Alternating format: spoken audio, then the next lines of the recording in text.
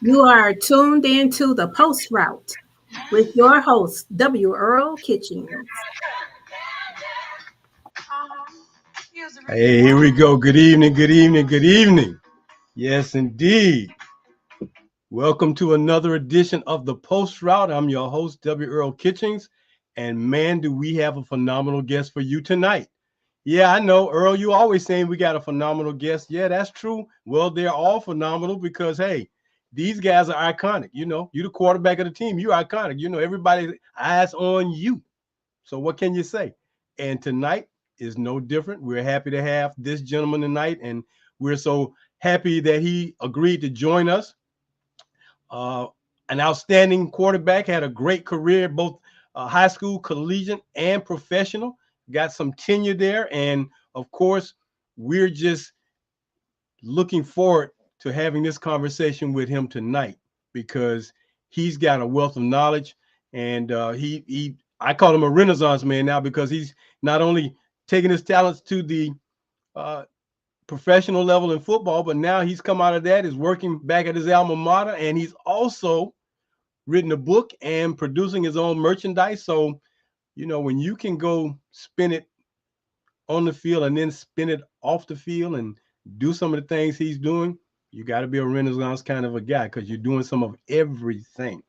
So tonight, I would like for you to welcome our guest, the one, the only, Mr. B.J. Daniels, former quarterback at the University of South Florida. B.J., welcome to the Post Route. Hey, how you doing? Thanks for having me. Oh, man, I'm doing great, man. How you been? I'm good. I'm doing well. Just navigating life and trying to do it the best way I know how. Well, I know you got a solid background for that, and I know you've been doing that very well, man. So continue to do the things that you're doing. You're from Tallahassee, Florida, correct? Yeah, born and raised. Born and raised in Tallahassee, Florida. So I think one of the first programs that come to mind when we talk about high school football in Tallahassee, Florida, has to be let me see. Oh yeah, those Trojans from Lincoln High School. Yeah. Oh yeah. Growing up in a city like Tallahassee, where you had two colleges that had outstanding football programs, what was that like? What was that kind of feel like? Because you had the top, in my opinion, the top high school in Tallahassee. What was it like to be around those two colleges growing up? Because there's a lot of influence going on in Tallahassee for high schoolers. No, absolutely. It was really competitive growing up for me in football, and then at the same time having an opportunity to, you know, kind of grow up on Florida State's campus and watch, you know, Charlie Ward play during my time as a youngster, and then go across the train tracks and get a chance to kind of, you know, witness and be around FAMU and their greatness at the same time. So, you know, I've had the opportunity to just be around some great athletes, great players. Football has always been competitive in the city of Tallahassee, and it's one of those things where on Friday nights, you know, you would play at the city stadium called Gene Cox Stadium, and it was just the thing to do. And I really enjoyed and thrived in those environments, and you know, it was just a blessing to be there. And I contribute Tallahassee to a lot of credit, you know, of how my career went and kind of just my upbringing. Well, I know the number one rival for you guys had to be Leon. And I'm sure when you guys played Leon, Gene Cox was filled to the brim with fans wanting to see the green and gold and the red and white get it on, man. What might have been the most memorable game for you in high school that you can tell us about? I mean, I had a couple of them. I mean, to be honest with you, I mean, from a stat standpoint, you know, I scored six touchdowns. I counted for 6 touchdowns. We played against Pensacola Pine Forest. We beat them in a double overtime game, 42-43, and that was probably one of my biggest stat games. But I mean, my first time going to Valdosta, we would even go across the state lines and go to Georgia, and play against Valdosta, the Wildcats of Titletown. You know, so going there Friday nights was no joke. You know, and they had a beautiful stadium, one of the high schools that had the turf and had the big stands. So it was a really cool environment. Well, you know, going to an environment like that where you high school that you won national championships, man. I mean, just walking in a stadium like that, for some teams, it already puts fear in them because it's like, oh my God, what did we walk into? Because these guys know what winning is all about. But if you're not, if that doesn't phase you, then it doesn't really matter. So to have those experiences, that was great. And I'm glad that you had those kind of experience, because it prepares you or any other young man for going to the next level. So now I've asked this of other guys who played in cities where they had colleges. How did you slip through 2 colleges and end up in Tampa? Well, I only slipped through one. FAMU obviously, have a lot of rich history there. My dad works at FAMU currently, Bruce Daniels, and I never really wanted to stay in Tallahassee. That was my biggest goal. I always had dreams and goals of aspirations of just going somewhere else, being in a big city, just experiencing life a different way. I make jokes all the time about my mother, Rhonda Daniels. She had a beautiful garden in her backyard, but I would never want to go out there and help her. I always wanted to go do something different. I wanted to be, like the city kid in downtown skyscrapers and all that kind of stuff. So, when I took a visit to Tampa, it kind of was a no-brainer, for me. South Florida recruited me early. Jim Levitt was the head coach at the time. And I had a great relationship with him. I trusted him. My parents felt good about my recruiting process with them. So, just leaving the city of Tallahassee, even if Florida State or FAMU would have, possibly recruited me aggressively, I still would have made decisions to probably leave and go somewhere else. Well, I'm no foreigner to wanting to get away from home, because my first year of college, man, I had to break camp, man. So I went all the way to Hampton, Virginia from Jacksonville. I just had to break camp. I was like, I gotta get away. And even though Hampton at that time was not a big city, it was away. So I understand, man. But you go into a city like Tampa, man. Tampa on the upswing with the growth, the fact that USF was in the process of building a program. Of course, the Bucks with their rich histories there. So you got away and got down there, man, and you followed a guy, Marquell Blackman, down there, man, who was the first black quarterback down there. But you set your own legacy down there in South Florida once you got down there, man. So talk a little bit about your time at USF and things you did down there. Yeah, I really wanted to make a name for myself. That was my biggest thing. I wanted to come and really just, kind of shake the city up and kind of show who I was and be on a big stage. And, South Florida was up and coming at the time.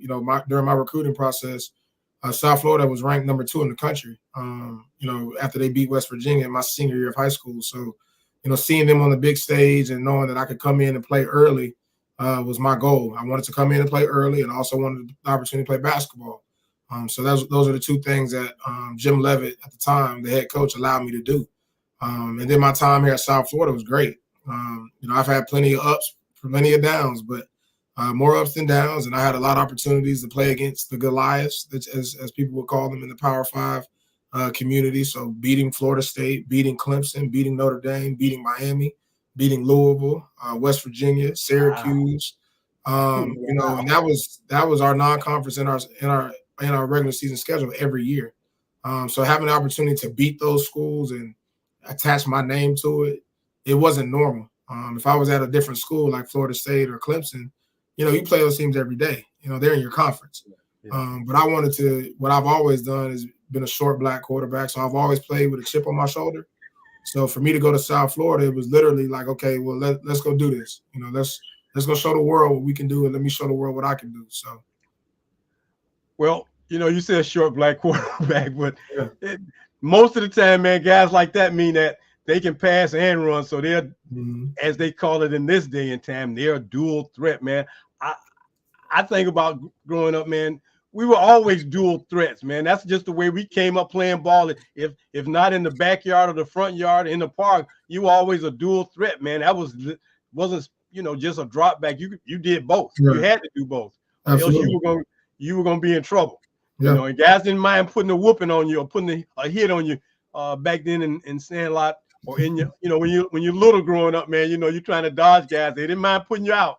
So, I'm looking at what you did at South Florida and looking at the fact that you talk about some of the teams you beat, some outstanding teams and programs, and then the fact that right now you're number 2 on the all-time passing list at South Florida, and to me that speaks volumes about what you did, because The first guy that came there as a black quarterback, he's at 9,000 yards, and you're at 8,000 yards. And hey, man, throwing for 8,000 yards in a career ain't nothing, to blink at. I mean, that's some good football going on, man. And Right.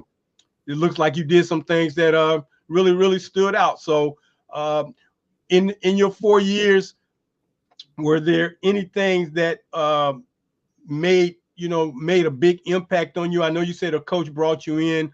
What was it like going from a freshman to being a senior now, having those guys look up to you, the last couple of years of your career? Yeah, I mean, it was pretty cool. I mean, my entire 4-year tenure was a journey. Okay. It goes from, I'm coming in as a freshman. I'm thinking I'm gonna play right away, and I get redshirted. Okay, Right. so I'm mad about that because that's not what the recruiting process was supposed to be. I was supposed to get steak and lobster every day and be a starting quarterback, and cheerleaders were supposed to walk me to class, and none of that happened. So redshirted my first year, focused on basketball. So played in the Big East. So that was during the time where Big East basketball was unbelievable. I had a chance to play in Madison Square Garden for the Big East tournament against, UConn. And I mean, just doing those different things my freshman year was amazing. Then the next year, my redshirt freshman year, I'm the backup quarterback. So I'm sitting behind Matt Grothe, who's one of USF's greats at quarterback. And he gets hurt. He tears his ACL the third game of his senior year. So now enters BJ Daniels in the start of his career. First ever game starting against Florida State in my hometown, Tallahassee, where I'm from, against Bobby Bowden and Jimbo Fisher and the team that did not recruit me at quarterback. So to go back to Tallahassee and beat Florida State, that mystique, that was amazing. And from then on, I mean, I just did my best to play hard, to continue to not let my teammates down, to make a name for myself. And, at the end of my senior year, I broke my ankle my senior year of college. So I didn't get a chance to finish my last 3 games of my senior year. And I also thought that I wasn't going to have the opportunity to get drafted either. But my body of work over the 4 years of my being in college really spoke volumes to where an NFL team would still take that opportunity and chance on me. Even though I was on crutches. So it was an interesting 4 years for me. So what was it like the first time you heard your name at Doak Campbell Stadium in that game when you got in the game, man, and you heard your name over the PA system after throwing a touchdown? And I know you looked straight up to where your family was, like, yeah, see what they missed? No, it definitely was one of those, you can call it a revenge moment. But for me, I mean, I think I was just so much at peace. It was kind of scary. I remember being, in a hotel the night before the game. My parents, my family came to the hotel to come say hi and check on me the night before. And I remember just looking at my parents and my dad. I'm like, I said, we're going to win tomorrow. And I said it very calmly. And I think that kind of made people look at me kind of side-eyed a little bit. But I went in that stadium. I went in that game. And I remember being on the field, warming up and getting teary-eyed and looking up in the stands to where me and my dad used to sit to watch Charlie Ward and Derek Brooks and Warwick Dunn play. And Jim Levitt walked by me and slapped me on the back of the helmet. And I was like, man, what's wrong with you, man? Because that's not a good look. That's not a good look for your starting quarterback to be teary-eyed before a game. And he's never started before. So, but I was just I told Levitt, man, I was just at peace. It's a familiar environment for me. It might have been different if we were at Ohio State or Michigan, but this is where I'm from. I've been in this stadium 1,000 times. So it didn't feel any different to me, other than just another team that I'm a proven wrong. Well, BJ, I'm thinking about that particular game in your first game, and you're at home, and you leading the Bulls to a victory. And the one thing that comes out of you saying that, man, is you did not press to do more than you should do or can do. You didn't try to do the extra. You want to prove something. You want to show folks, and sometimes that catches up with athletes, man, and they lose themselves in the moment because they're pressing so hard. And for you to be as calm as you were and to do what you did, that said a lot about you, man, because it's like, hey, if you were that calm, that was a good thing, man. And plus, if you went out there and had fun with it, that was a double good thing. So that's what it sounded like to me. It's like you were in your moment and you weren't going to try to do more than you could do. You were going to take everything Florida State offered you and take advantage of it and make it work, man. And obviously, you led the team to victory, man. And great job. Yeah, and one thing I like to add to that though is, as I think, just having the right attitude and posture. You know, when you know that from a spiritual standpoint speaking, you know, God will make your enemies your footstool. You know, I didn't come in there with the attitude of, oh, let me show you. No, this is the opportunity that God has allowed me to be in. This is where He's placed me at this current time and moment. So when I went in there with that type of attitude and posture, it allowed me to be comfortable. It allowed me to just be me and do me and not make it about me. Because there's 135 other guys or staff members and fans that came to the game, you know, et cetera, that were looking to me to do something, to produce. You know, so with the humbleness of that, I think that allowed me to go in and just be comfortable. Well, what did Coach Levis say after the game? he was excited, man. You know, he had a lot of respect for Bobby Bowden. You know, and so to be somebody that essentially is a university at the time, South Florida was trying to be like, it was a big deal. Well, I can imagine, man. I mean, you go into Doak Campbell and steal one, as they say, man. You let the air out of Doak Campbell that particular night, man, because there were a lot of unhappy Seminoles that particular night. But you know, again, games like that are great memories, man, because you carry them, you cherish them for a lifetime, and it's like, hey, and you carry those feelings of what that feels like, so that you can impart what it feels like if you ever become a coach or you're just mentoring a guy, so that you can either calm them down or get them prepared, man. So having an experience like that, man, is phenomenal. So as you're growing up, and you said you got a chance to witness, you know, Charlie Ward, and we've had Charlie on the show, and he's an outstanding quarterback, and man, that guy, man, is one of the low-keyest guys I've ever met in my life. I mean, he barely talks above a whisper. It's like don't nothing rattle him, don't nothing shake him. So as you were growing up, as most kids do, they got a guy in mind who they want to emulate. What quarterback was that, and what was the number you wanted to wear? Michael Vick. Michael Vick, number 7. Yeah, I had a chance to watch him play against Florida State in the national championship. When he was at Virginia Tech, and ever since then, he's who I wanted to emulate my game after. So I always wore number 7 because of him. You know, unfundamentally characteristic. I carried the ball like him. You know, so it was just has been my favorite quarterback, my favorite player. You know, and I think a lot of the guys, even to today, still share or emulate or wear number 7 or, you know, play like him to this day. Okay.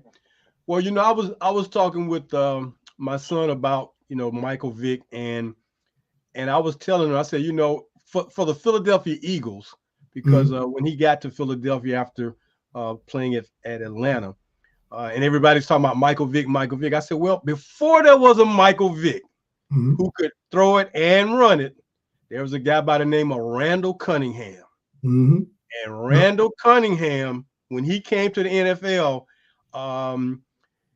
being that he was as tall as he was, I mean, about 6'2", 6'3", who could run it the way he did, and with the agility, and could still throw that thing. I mean, you know, seen him throw 50, 60, 70 yards, man. It's like, okay, but before there's Michael Vick, there was a couple of other guys, man, but that's the one guy that stands out to me, was Randall Cunningham. When we talk about black quarterbacks, I know you've already talked about Michael Vick. Were there any other quarterbacks that stood out to you, or guys who made an impression on you that were black quarterbacks, or either at the collegiate or the pro level? Yeah, I mean, number one, I mean, I'm completely biased. I mean, I like any black quarterback, you know. So, you know, it's a real thing for me. You know, I'm a cheerleader and I root for you. I want it because I've lived your life.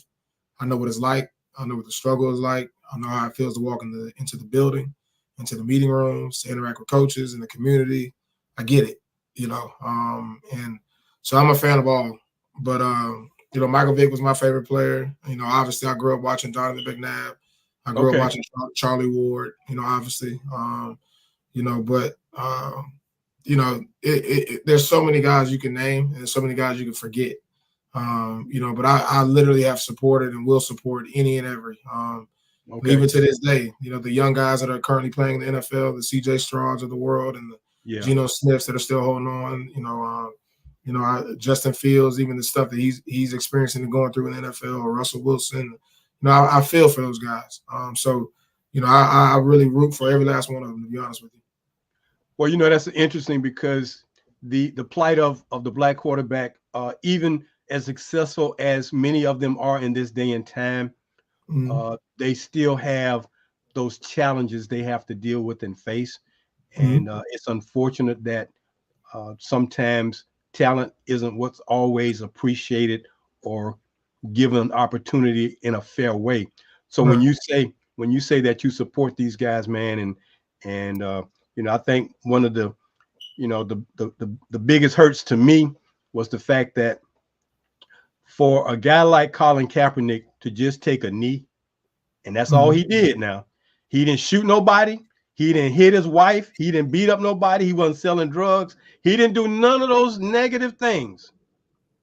For them to basically destroy his career the way they did, just because he was standing up for what he believed in.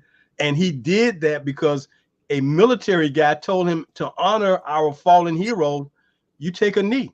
And for yourself, when you play high school football, if there's an injury, everybody takes a knee.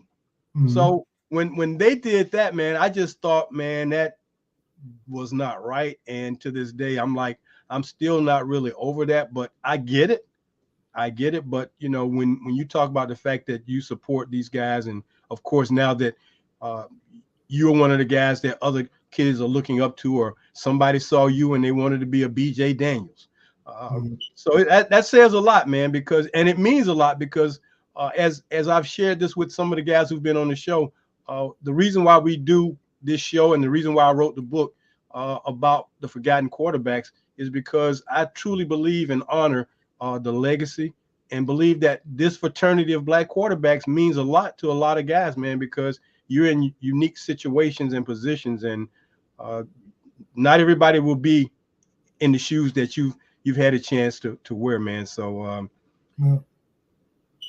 I think for you to make those strong comments about supporting, man, and I'll share this with you. I mean, it's as simple as this, and I don't think people think about it, right? So I've been in multiple quarterback rooms, from Seattle to Houston to Atlanta, San Francisco. I played with Kaepernick as well. But let's say you go out on a weekend to enjoy yourself, however you enjoy yourself. All right, whatever that consists of, what that looks like. Monday, you come back to meetings, and you're in a room with some guys, with coaches included, and people go around the room. What'd you do this past weekend? And everybody shares stories about what they did or what movie they saw or things like that. But then you sit in the back of the room knowing that you might not listen to the same music they listen to. You might not go to the same places that everyone else is going to. From just a social standpoint, of just being accepted, and that has nothing to do with the game of football. Those are rooms that potentially can be uncomfortable. Not only for yourself, but maybe even for them. So it's stuff that you face and see every day. It's stuff that I think people kind of just go past or overlook, but it's as small as that. Just being relatable or having other people relate to you. And 9 times out of 10, being the quarterback, you have to be able to talk to everybody and relate to everybody, from the janitor to the GM of the team. It's hard to do that sometimes when there's potentially cultural barriers as well. So when I say I can understand, it's way before you even get to the game. It's way before you even get to the media. Right. So as you prepare, share a little bit about preparation at the pro level in getting ready to be that starting quarterback. Let's just say a guy got hurt. Now you gotta, he got hurt the previous game, and now you got to kind of usher in right away preparation. I mean, both mentally and physically. How different is that based on you having to go from backup, now you're ushered in the starter, and the preparation, dealing with the head coach, the first team offense, and all the other things? Preparation. Talk a little bit about just preparation mentally, not so much as physical, because we know you got the physical tools, but that mental preparation, man. You know, you got to go through all these thoughts and drills mentally, and then it's game day and it escalates. So talk a little bit about that for us, if you would, BJ. Yeah, I mean, to be honest with you, I think, truthfully, in San Francisco with Kaepernick, in Seattle with Russell Wilson going to back-to-back Super Bowls, to being in Atlanta with Matt Ryan, I'm expected to know and operate just like them. Okay. 24/7. If every meeting that they go to, whether it's 6 a.m. meetings and you're with the centers trying to pick up, you're doing blitz pickup. So you're watching film and you're going through, okay, what call would you make? Where would you sit in the line of protection? Are we going right? Are we going left? Who's the linebacker that blitzes more than the other? We have to know these things just as if we're playing. We have to know which way the safety likes to rotate. Is the right corner soft? Is the left corner? Does he like to press? Is he zone turning or man turning? Like, we have to know all these things and then go out and practice and not get the reps. Right. And not get the reps. So now when we're thrown in there, it's like, okay, well, can you physically do this now? It's not even the mental part, because the mental part has already been done. You're doing it in meetings. You're doing it when you're studying. You're doing it 6 a.m. blitz pickup meeting. You're doing it at walkthroughs. You're doing it at, with the playbook and or when they make you go up on the board. You're doing all those things, but the physical part is what is hard to kind of emulate. Which I do think being a backup quarterback is tough, because when your name and number is called, your leash is that short compared to anybody else. Right. You go out there and throw a hitch route in the dirt, they think you done. We don't want to play with him no more. But Russell can go out there and throw a hitch in the dirt, or maybe a pick to Richard Sherman. And those opportunities are there, and they're presented for him because of the platform he has, the leash that he has, the contract maybe that he potentially was awarded. So those opportunities are just bigger. So the preparation, mentally it's there. Physically it's hard to emulate. That's why, for me, I've always had to make sure after practice I run sprints. Sprints after practice. Why? Okay, well, I didn't get to run that much in practice unless I was on the scout team. Okay. So for me, I'm in Seattle, and what people don't realize, I got a chance to play against the Legion of Boom every day for 4 years. Okay, so I went against the best defense in the NFL every day. If my opportunity ever came, oh man, I ain't worried about y'all. I had Richard Sherman over here. I had Earl Thomas back there. I had Cam Chancellor, Bobby Wagner. I had all these guys that I had to literally figure out how to be successful, how to stay in the league while the cards are stacked against me.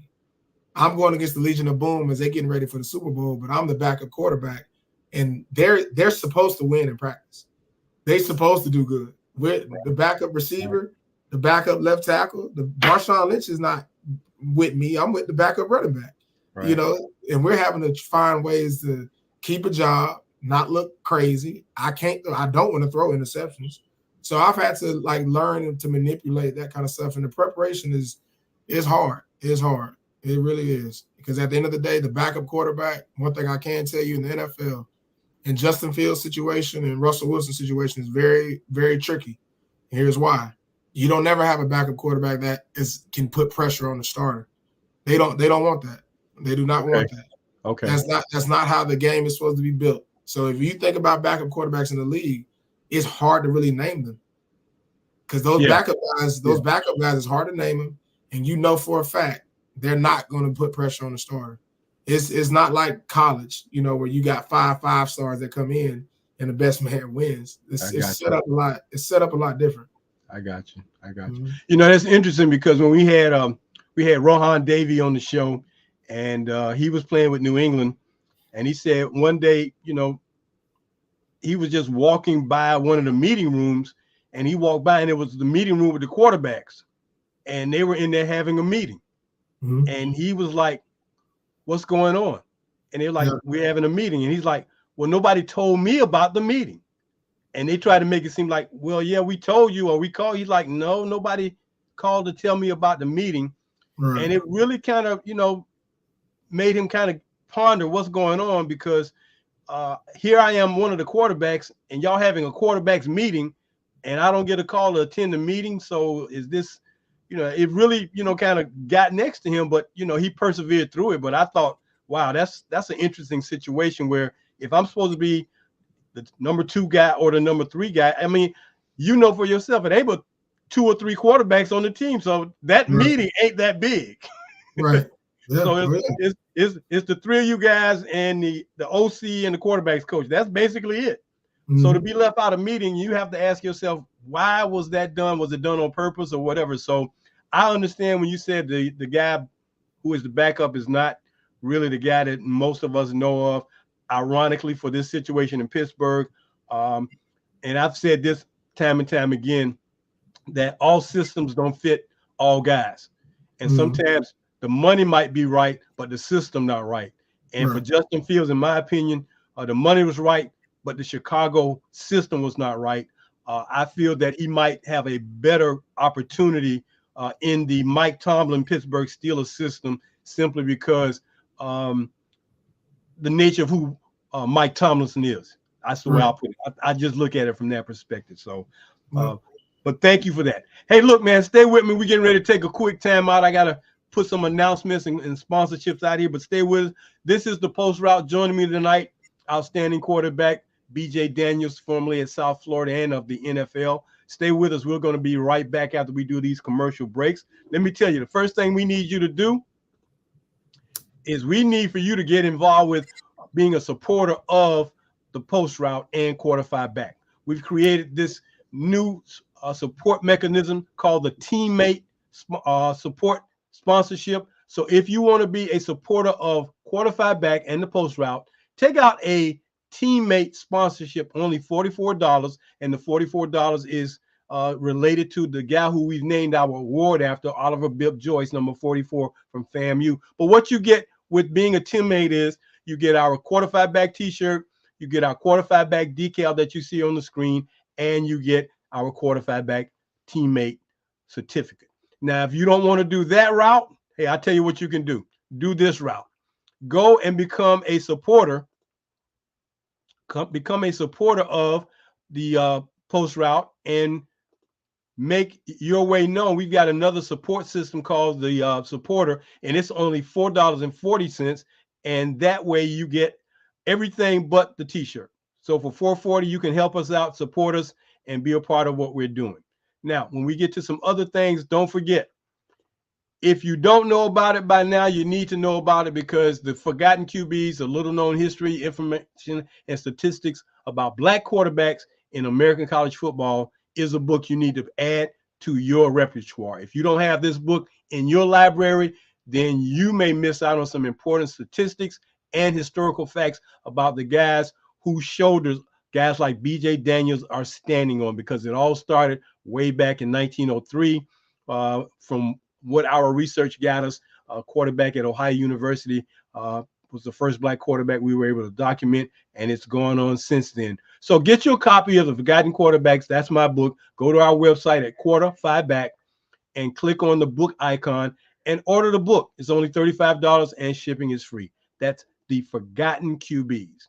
And then lastly, if you're looking for that great paraphernalia and things of that nature, go to the Anthony Lawrence collection.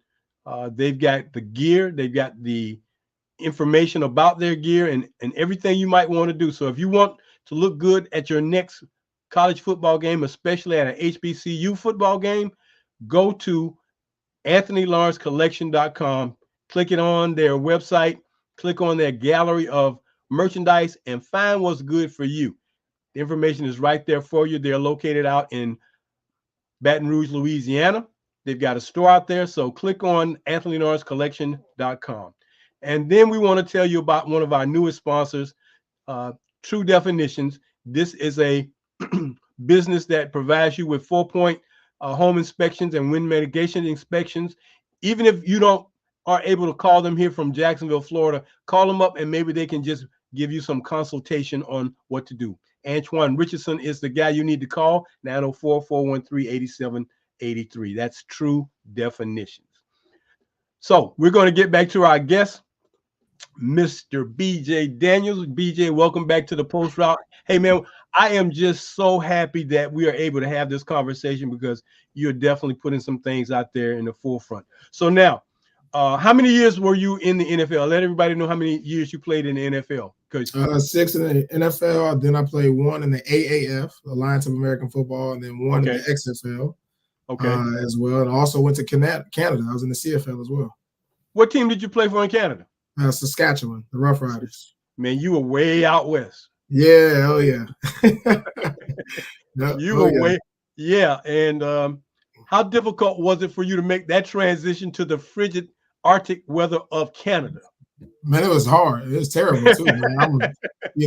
Number one, they tricked me. I thought that everywhere in Canada looked like Toronto, and that's not true. No. I felt like I was in Montana or something, but it was cold. It was windy. The field's bigger. They have an extra defender. There's 12 people on offense and 12 on defense. Not only do I got to keep up with the motions that go sideways, I got to keep up with the waggles that come behind you. It was a lot going on. It really was. Would you say being a quarterback in the CFL is a little bit more challenging than the NFL? Nah. No? NFL's tough. It's okay. I thought maybe with that extra defender being out there and all that motion, because you can run motion going forward. Guys take a running start at that line of scrimmage, man, from 10 yards back. They take a run at it, and man, before you know it, they 30 yards down the field in 2 seconds. Right, absolutely, yeah. So, I do think NFL is the top. It's the top of the top, cream of the crop. It's tough. So, are you familiar with all the other international leagues that are going on, like in Japan, Mexico, Europe? Mm-hmm. Yeah. Okay. Oh, yeah. You got any friends who play in those leagues? I know a couple guys I played against who are over there. I see them from time to time as they post things on social media. I love the game, but I at this point, man, I'm good where I'm at. I still work out every day and healthy. But I'm enjoying my time now, just growing and trying to help people. But I wouldn't go go over there to play. Okay. Well, I think because you had the opportunity to play, number one, almost 7 years in NFL, whereas some of those guys, man, they're looking to get into the NFL and they're just trying to keep their careers extended, staying connected. And, like you said earlier when we were talking, opportunity, just opportunity. And, when we talked about the fact that sometimes these teams want you to switch positions, you talked about that. Share with our viewers, your thoughts about the fact that, they want you to switch positions because it seems so unfair at times, but then again, you made a valid point, and by saying, you had to do what? Had to make a real decision, keep a job, keep a job. Like so many of us do in the regular world. You want to stay with this company, you got to make a decision. It's going to be this way or not. So, and I think that kind of gets lost in the way the media portrays things, and when we see a guy who got cut, or he's not in the position, or he's went from being a quarterback to a DB, or went from a quarterback to being a wide receiver. And I think the most difficult thing is for a guy to go from being a quarterback to playing defensive back, because, man, that is totally different. Right. Yeah, absolutely. I mean, my experience was very interesting. I got drafted at quarter. First of all, high school, multiple, colleges came at me, like LSU. Bo Pelini was the head coach at the time. He wants me to play free safety, and I turned down a scholarship to LSU because I'm not going to change my position. I'm a quarterback. Absolutely. So I fought that stigma all my life. But it came to a head. My 4th year in the league, I was approached by Pete Carroll to say, okay, Russell Wilson has not gotten hurt in 3 years or 4 years. All right. We know you have a lot of ability and talent. We want you to, play receiver, and you could be the emergency quarterback, if Russell gets hurt or if he goes down. and I never forget, going for it. I went for it, and that gave me an opportunity to, number one, play, because I really wanted to play. I wanted to play more. I was getting to the point of my career, like, look, I need to get on the field, and I need to get on the field more than what I'm getting on. So I switched to receiver, did punt return, kick return, ran down on kickoff. I did all those things in games, and I'll never forget my first time going to practice, and I didn't have that red jersey on anymore. I didn't have that protective red jersey. I came out, with the blue Seahawk jersey that we wear in practice on offense, and Marshawn Lynch grabbed me by the back of my neck and said, "What are you doing?" Exactly. And Exactly. Marshawn, has a strong personality. He wasn't hearing it, I didn't have a real explanation other than me wanting to play, me potentially earning more money. But once I made that decision, the NFL did not look at me as a quarterback ever again. Right. That I threw it. I gave it to him. I threw it out the window. And even with going to Atlanta, I didn't play quarterback in Atlanta. Okay. They had me at receiver, and they had me kind of doing special team stuff. So at the end of the day, I think I made that decision because out of one, the itch and burning desire to play.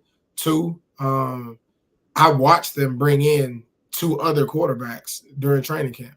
Yeah. And I'm like, what these dudes? I've been here for 3 years. You still bringing guys in? Like, like I hadn't proven my worth in those 3 years of me being here. So that bothered me. But the running joke, and this is not against anybody that works at Walmart, but it was either, okay, you go do this or you go work at Walmart. Like, you got to go figure out life, and that's what I didn't want to be faced with. I was still enjoying the league and enjoying the festivities and everything that came with it, the fanfare and the financial, gains and all that. But I do think that, what would have happened if I would have just stood up and said, no, I'm not doing that. Would that mean that I would go to another team and play quarterback? That's fine. I'm still doing what I want to do. Would that mean that I would have had a little more turmoil and trouble in Seattle? Maybe. But just me fighting that stigma all my life and then just handing it over at that time, that's something I'm not going to say I regret, but it's definitely something that I've learned that really has put me in a position of just really understanding how this stuff really works. Because they knew what they was going to do and what they wasn't going to do with me from the beginning. But I know for a fact I was not, and I mean this in a respectful way, I was a disgruntled backup quarterback. I didn't get in trouble. I didn't talk back, but I went to practice every day still trying to prove, like, I'm not comfortable with where I'm at. So I'm going to put pressure on whoever is the starting quarterback. And it wasn't nothing against Russell. It was just my competitive nature. Okay. Well, that's so very interesting to hear, man, because, just to hear that a coach, after having talked to the general manager and the owners, brings you in and sits you down and wants to have that kind of conversation. Hey, BJ, we think, you got all this upside on the athletic ability. We think you can help us out better at this position. Mm-hmm. Well, like you say, you'll never know what would happen had you not told him yes.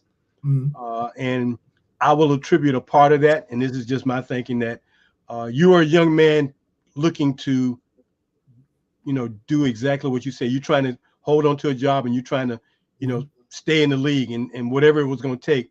But at the same time, it might have been a thing where, as a father, I would probably say, son, if that's the way they feel about you, they don't value your talent, you know what?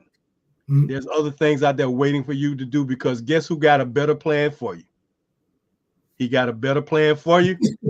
And let's roll with that plan and see how that works, because there's no guarantees to the football plan, no way. So, but, experiences give us opportunities to talk about our experiences with other people, and maybe what we share with them prevents that next young man from making that choice of saying, well, I'll go ahead and play that position. It's like, no, if I can't be the quarterback, I guess I'm done playing.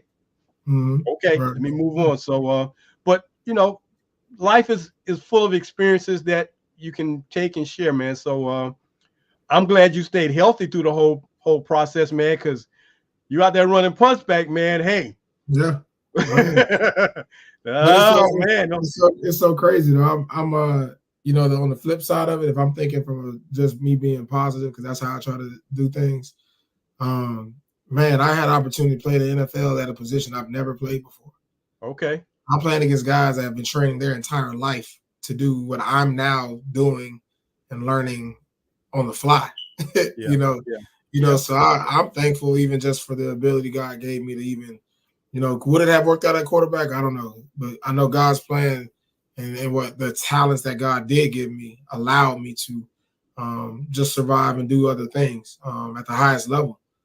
So I don't, on the positive side, the flip side, I don't look at it as, a situation where God gave it to me though. Right. So I used it, and I used it the best of my ability. So for me, you still see guys like you mentioned that go over to Europe to play, or, you still see guys on podcasts talking about who the best player and who this, or, even, one of my close friends, Terrell Owens, still trying to get back in the league. There's this itch that just didn't get scratched. It's just not at peace with what has happened throughout your life and career. And I'm at peace with it. I really am. Well, I think you sum it up very well by saying, guys have an itch or they're not at peace, no matter how long they played, no matter where they were, no matter what level they're at, no matter how much money they made, they're never at peace, man. It's like, dude, you got to get to a peaceful point, because you can't keep running routes or running away from guys thinking that, you still got it, because, hey, you get that serious injury and you're going to wish you had stepped away. And especially with these guys with this head trauma thing going on, man, it's like, look, man, I want to get out and be healthy and things of that nature. So yeah, you had a great experience. So now you're done with the experience of the NFL, and you return back to Tampa, and now you're working for your alma mater. Talk a little bit about what that's like, man, and what that's been, because I know that's got to be a great feeling. I've had that experience, and it's nothing better than being able to go back to your alma mater and put in some work. Yeah, I mean, so 2017 when I was with the Atlanta Falcons, that's when I was playing receiver, and I ended up getting hurt. I had a sports hernia surgery, so I kind of tore my lower abdominal wall, right? So I was living in Atlanta, and ever since 2017, I had been praying, to get back to Tampa, to come to Tampa, get to Tampa, and to be back at my alma mater. So when I first got here, I was a quarterback analyst, so I was coaching quarterbacks, and then that staff was fired, so they moved me over to fundraising. So now I'm raising money for NIL, and I'm raising money for this football stadium we're building. So we historically we've always played at Raymond James Stadium where the Tampa Bay Bucks play. But we're now going to build our own stadium on campus. That's about $340 million. And me and about 7 other guys and girls are tasked with going around Tampa and fundraising. And I enjoy it. I enjoy that part of meeting and connecting with people. The coolest part about my job is one that you can't monetize and I don't get paid for. I'm on the second floor and my door is open. And I have so many student athletes and football players that come to my office and ask me questions and close the door and want to have a heart-to-heart or want to learn from me or some advice. And the best part about it is I'm not talking at these guys and these girls. All I'm doing is sharing stories about my life. And I get the point and say, yeah, right over there is when my girlfriend broke up with me. Right over there is when I failed my test. And I get to talk about my experiences of how this stuff went. And and it's funny because when they come in my office, I laugh a little bit. They come in all depressed with their head low, and,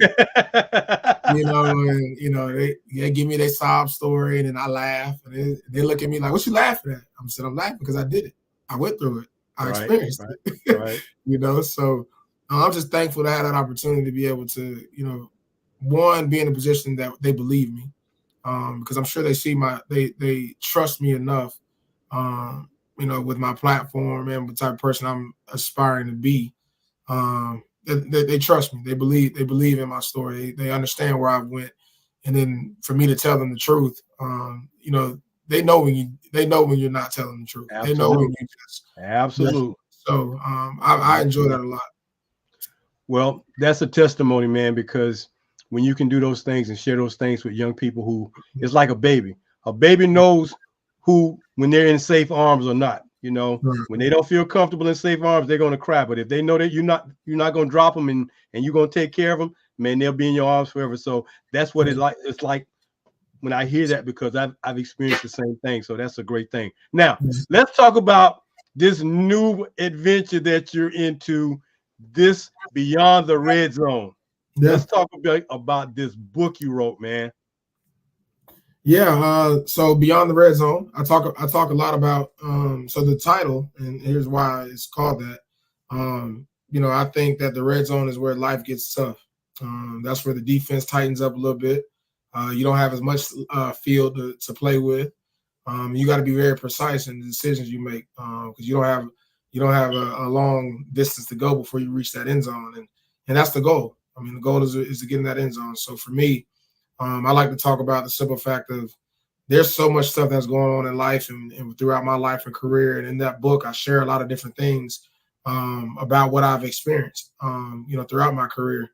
You know, and at the end of the day, hopefully, prayerfully, you know, me speaking up, you know, not just being an advocate for mental health, but me in my community and culture speaking about it's okay to not be okay. It's okay to struggle and go through things, but acknowledging those things and using your pain as a prescription. So basically, what you've experienced and the things that you struggle with, you have a duty to pass that along and help somebody else. You know, not don't swallow that pill on your own because you're not the only one that's possibly going through some of this stuff. So for me in the book, I share about you know, where I grew up, you know, in a dorm room, you know, as in Tallahassee, and breaking my ankle my senior year of college and being held at gunpoint right after we beat Florida State. So the BJ Daniels story could have ended in 2010.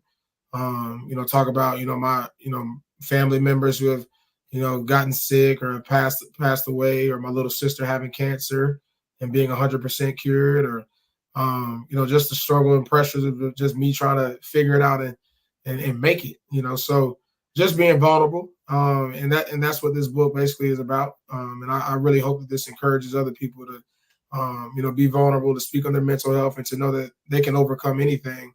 And with support. I didn't do none of this by myself. Right. I had plenty of moments where I felt alone and it was just me, but I had a praying grandmother. I had a praying mom and dad. I had my two little sisters that supported me. I had coaches that truly, genuinely cared. And more so than anything else, God was on my side. Well, writing a book like this, man, and the way you described it, it lets me know that you let down that guardedness so that you could be vulnerable in order to tell your story, and you know you're free to tell a story so that somebody else can benefit from it and get out of a situation that may not be good for them. I think one of the things we as Black men tend to do, we tend not to want to talk to each other, talk about things that are bothering us. We're so guarded, or we're so protected, we're gonna keep it down. And you know, you get this thing, well, men don't cry. Well, you know what? Real men do cry. I'm gonna just be Mhm. honest. Real men do cry, man, because when you get touched by God and His Spirit, and it's a good feeling, you will cry. So there's nothing wrong with that. But when we feel this guardedness that we can't do this and we're not going to do that, it's like, man, you're just putting up more walls that's going to cause you more damage and more harm, because the more layers you put between you and and life and anybody else that's trying to help you, the more difficult it is to overcome these things. And, you know, the unfortunate part about it, some guys, they can't deal with these kind of things and they end up uh, taking their life, or going into a black hole and doing some things they wish they hadn't done. So kudos to you, BJ, for letting your guards down and wanting to raise people's guards up and impact them this way, man, because it takes a lot to speak out about your tragedies, your adversities, anything you had to deal with that may have been negative, that we see as a negative, but in essence, it's a positive thing. So I wish you the best with your book, man. I wish you the best every time you're out here speaking about your book. And I hope that people will rely on you, just like those students do at South Florida, man, to know that, hey, you are help, you're here to help, and you want to be of some importance to help somebody get through something that they need a friend. I mean, I think that's a great thing, man. So I hope that God continues, as he's done already, to bless you this way, and you continue to be strong and get strengthened through your efforts with this book and being a champion for mental health, man. Kudos to you for that, man. I appreciate you. Thank you. I really appreciate that. Thank you. So it's been a joy, man. And just like, seems like soon as we can keep going, man, the clock says, well, it's that time.